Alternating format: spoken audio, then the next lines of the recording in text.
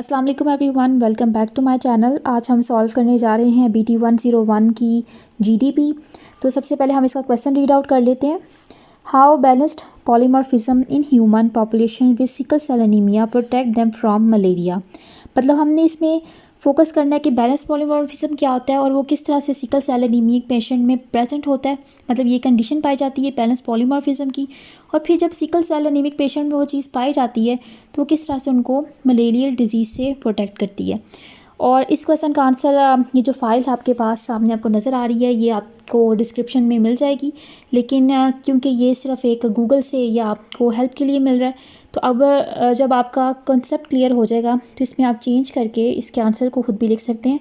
इसमें हमने different conditions को एक्सप्लेन करना है, तो जब आपका कॉन्सेप्ट क्लियर होगा तो आप इसको खुद से भी एक्सप्लेन कर सकते हैं। तो चलें जी स्टार्ट करते हैं इसके आंसर को समझना। ओके, सबसे पहले हमारे सामने हमें पता होना चाहिए इसके लिए कि पॉलीमॉर्फिज्म क्या होता है, तो उसके बाद ही हम एक्सप्लेन कर सकेंगे कि हमारे पास बैलेंस्ड पॉलीमॉर्फिज्म क्या है।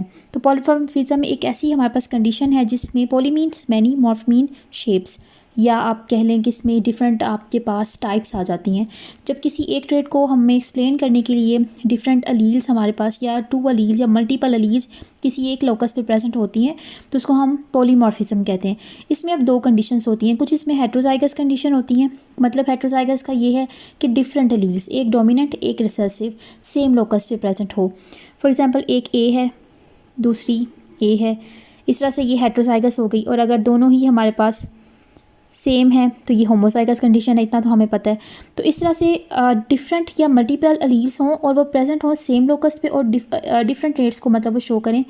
और इससे हमारे पास आप इसकी एग्जांपल ले सकते हैं। फॉर एग्जांपल टाइगर है तो उस पर आपने देखा होगा कि डिफरेंट कलर प्रेजेंट होते हैं। फॉर एग्जांपल एक है उसमें येलो और एक उस पर ब्लैक कलर की स्ट्रिप्स पाई जाती हैं।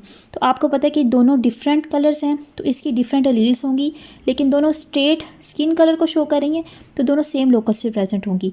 तो इससे ये हमारा पॉलीमॉर्फिज्म का कॉन्सेप्ट क्लियर हो जाता है। अब हमने नेक्स्ट चलना है यहाँ पे हेट्रोजाइगस सुपीरियरिटी, या जिसे हम जहाँ से हमने पढ़ना है कि बैलेंस्ड पॉलीमॉर्फिज्म क्या होता है। बैलेंस्ड पॉलीमॉर्फिज्म को पढ़ने के लिए हेट्रोजाइगस कंडीशन का पता होना चाहिए, क्योंकि ये बैलेंस जो पॉलीमॉर्फिज्म है ये सिर्फ हेट्रोजाइगस में ही पाया जाता है, और इसको अदर वे में हेट्रोजाइगस सुपीरियरिटी भी कहते हैं। तो इसमें क्या होता है, हेट्रोजाइगस हमें शो करता है कि हमारे पास डिफरेंट अलील्स प्रेजेंट होंगी, ठीक है, एक लोकस पे। तो ये ज़्यादा हमारे पास फिट कंडीशन है rather than the homozygous condition. For example अगर किसी ट्रेट को शो करने के लिए होमोजाइगस कंडीशन है और किसी ट्रेट को शो करने के लिए हेट्रोजाइगस, तो हेट्रोजाइगस वाली ज़्यादा फिट होगी, जिसमें वो कंडीशन प्रेजेंट होगी तो वो ज़्यादा उसके सर्वाइवल के चांसेस, उसकी फिटनेस टू द एनवायरनमेंट ज़्यादा होगी, जिसमें हेट्रोजाइगस, इसको हम कहते हैं हेट्रोजाइगस सुपीरियरिटी। अब बैलेंस पॉलीमॉर्फिज्म इसी से रिलेटेड है जी। तो हमें ये हेट्रोजाइगस, इसमें हमने बैलेंस के बारे में पढ़ना है कि किस तरह से ये ज़्यादा उनको फिट बनाता है। तो सबसे पहले हमसे पूछा गया कि सिकल सेल एनीमिया की हमने बताना है और इसको हमने रिलेट करना है मलेरिया से। तो हमें सबसे पहले पता चलना चाहिए कि सिकल सेल एनीमिया क्या होता है। जो इसमें रेड ब्लड सेल्स होते हैं वो क्योंकि वो होमोजाइगस कंडीशन है, ठीक है। यहाँ पे आप क्लियरली इस डायग्राम में देख सकते हैं। इसको आप पहले डायग्राम से एक्सप्लेन करते हैं, उसके बाद आप इसको अपनी रिटन फॉर्म में भी एक्सप्लेन कर सकते हैं। तो हमारे पास जो होमोजाइगस कंडीशन होती है सिकल सेल नॉर्मल सेल्स की, वो ए है।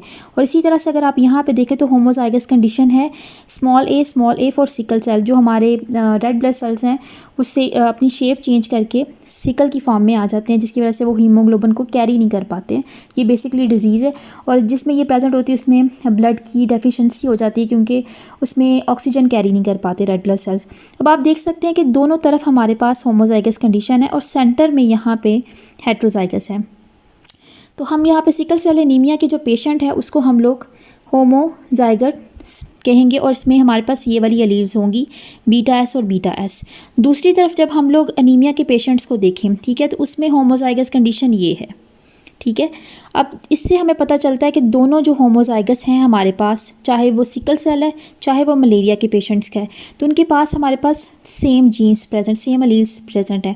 तो उसके दूसरी तरफ अगर हम लोग यहाँ पे देखें तो यहाँ पे हमारे पास ये जो हेट्रोजाइगस कंडीशन है ये उनकी है, जहाँ पे हमारे पास यहाँ सिकल सेल की कंडीशन है, ठीक है। तो बीटा ए और बीटा एस ये हेट्रोजाइगस कंडीशन है for sickle cell anaemic patient. लेकिन हमारे पास होता क्या है कि जी, तो मैं यहाँ पे बात कर रही थी कि जो हेट्रोज़ाइगस कंडीशन है वो ये वाली, ये हमारे पास है for the sickle cell anaemia, जिसमें एक यहाँ से हमारी अलील है वो कन्वर्ट हो जाती है बीटा एस में। तो एक्चुअली जब सिकल सेल के पेशेंट होते हैं तो हेट्रोज़ाइगस बैलेंस उनमें हो जाता है और वो ही पेशेंट्स जो हैं वो मलेरिया से ज़्यादा महफूज हैं। ये कंडीशन मलेरिया की है, ये कंडीशन हमारे पास सिकल सेल की है। तो दोनों में होमोज़ाइगस है, लेकिन दोनों के जब होमोज़ाइगस हैं तो उनको डिज़ीज़ होने के चांसेस ज़्यादा हैं, बेशक वो मलेरिया है और बेशक वो सिकल सेल की है। लेकिन जहाँ पे हेट्रोज़ाइगस कंडीशन आ गई है, यानी कि बीटा एस और बीटा एस, ए और एस, तब हमारे पास वो है तो सिकल सेल, लेकिन उनके पास मलेरिया के अटैक करने के चांसेस कम हैं। इसको हम ज़रा इस इमेज से भी एक्सप्लेन कर सकते हैं। यहाँ पे अगर आप देखें तो नॉर्मल जीन है दोनों, ठीक है, और हेल्दी हैं, रेड ब्लड सेल है। लेकिन नॉर्मल जीन के साथ जब सिकल सेल एक हमारे पास हेट्रोज़ाइगस कंडीशन है तो उसमें मलेरिया के चांसेस कम हैं और वो हेल्दी पेशेंट है। दूसरी तरफ अगर हम सिकल सेल देखें तो उसमें वो होमोज़ाइगस है, तो मलेरिया के भी चांसेस उसको नहीं है, लेकिन साथ में सिकल सेल के चांसेस हैं।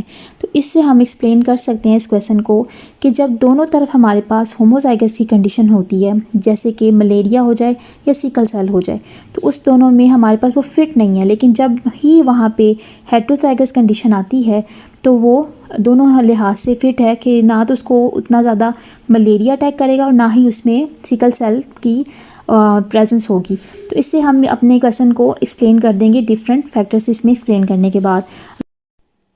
तो इसी के साथ ये वीडियो एंड हो जाती है और इसमें आपको आई होप कि सारा समझ आ गया होगा। फिर भी अगर कोई क्वेश्चन है तो आप उसको कमेंट बॉक्स में पूछ सकते हैं। और दूसरा ये है कि इसको खुद से अटैम्प्ट करने की कोशिश करें, सारा मैंने एक्सप्लेन कर दिया, आप इसको ईजिली राइट कर सकते हैं। Thank you so much. अल्लाह हाफिज़।